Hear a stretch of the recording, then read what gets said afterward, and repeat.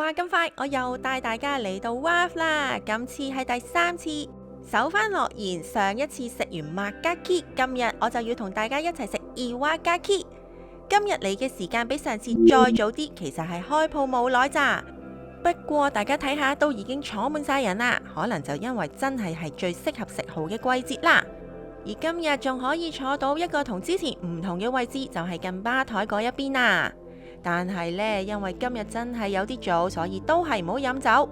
睇下佢個 drink menu 呢，其實除咗酒之外，仲有好多冇酒精嘅飲品。今日就一於試下啦，有好多不含酒精嘅 highball 又或者 lemon sour， 仲有好多唔同嘅 mocktail 添。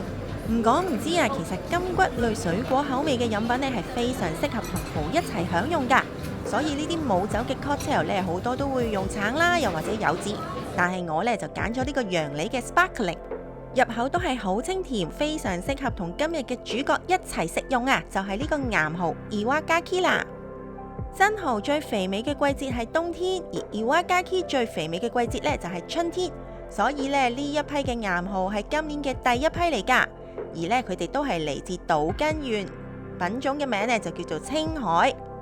兩種蠔除咗喺呢個最飽滿時間有分別之外，其實仲有好多不同之處㗎。一個呢就係春天，一個就係冬天，即係話伊瓦加 Key 呢，其實育成嘅時間比真蠔仲會足足長多3個月㗎，所以佢哋嘅體積仲會比真蠔再大好多。岩蠔會大隻啲，真蠔會細隻啲，用大細去分辨佢哋呢都係好容易嘅。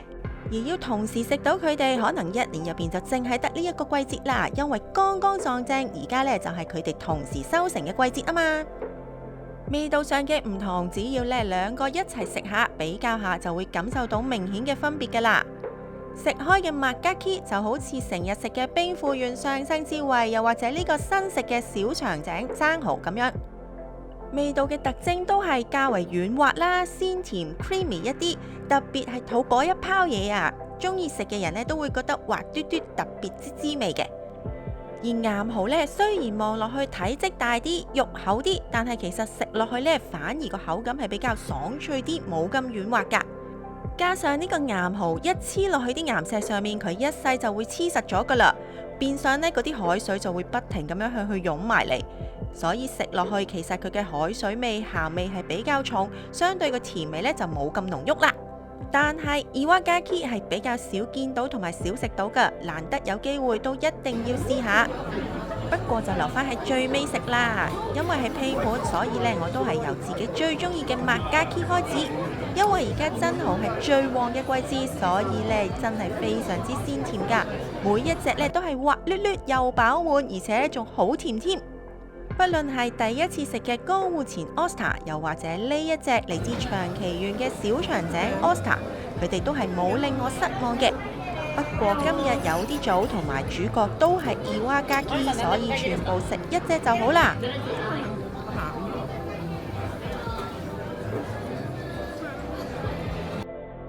跟住就食少少熱食，冇錯，又係佢啊！海膽忌廉螺絲粉。因為真係好好味，所以都唔可以唔 encore 啦。不過呢，另外一個飯啊杯薯蓉就冇再出現，因為佢已經消失咗喺個 menu 啦。menu 已經變咗其他嘢食。正正因為開始步入春天，所以 menu 上面不論係冷盤又或者溫菜，都加入咗好多野菜啊。用蔬菜同海鮮做咗好多創意小食，繼續全部都係小份量同埋平價錢。通通咧都係幾百円嘅啫，唔怕嗌多幾款，嗌埋酒咧就可以同生蠔一齊慢慢食啦。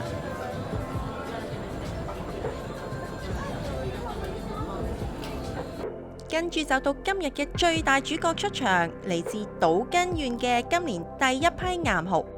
首先食嘅係青海嘅正常 size， 可能呢係因為剛剛先係收成嘅，所以都未算係非常之飽滿。不過食入去嗰種鮮味呢係真係非常之濃郁同埋強勁㗎。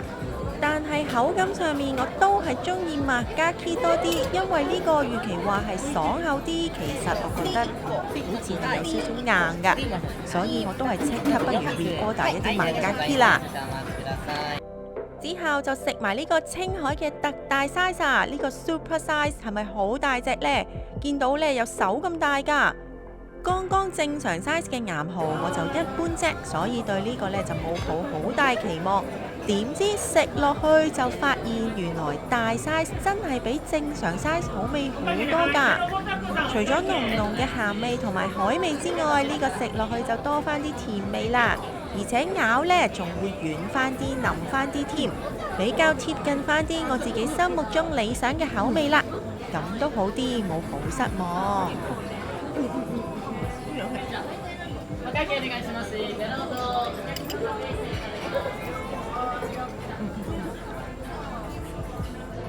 今次試勻晒日本國內出產最多嘅兩種生蠔，硬蠔同真蠔，發現自己都係中意真蠔多啲。肥嘟嘟加軟滑嘅口感就係我最中意嘅原因。當然啦，各個人嘅口味唔同，但係我相信中意食蠔又或者其實中意美食嘅朋友都有興趣試勻兩款。如果想一次過品嚐兩款，就要把握而家呢個季節，快啲過去試下啦。新宿嘅呢間 WAF 呢，應該係我暫時覺得食生蠔最好嘅地方。唔單止價錢夠抵啦，而且坐得又舒服，地點又方便，book 位仲非常簡單添。上官網 book 又得啦，去 table check book 又得喎，一啲都唔難 book 㗎。其實早2日 book 呢都會 book 到㗎啦。我覺得食 lunch 都 OK， 當然好似我之前所講咁樣，因為佢開嘅時間係非常之長，早11至到晚11，所以其實你任何時間去都 OK。咁好嘅一間鋪頭，你快啲去啦！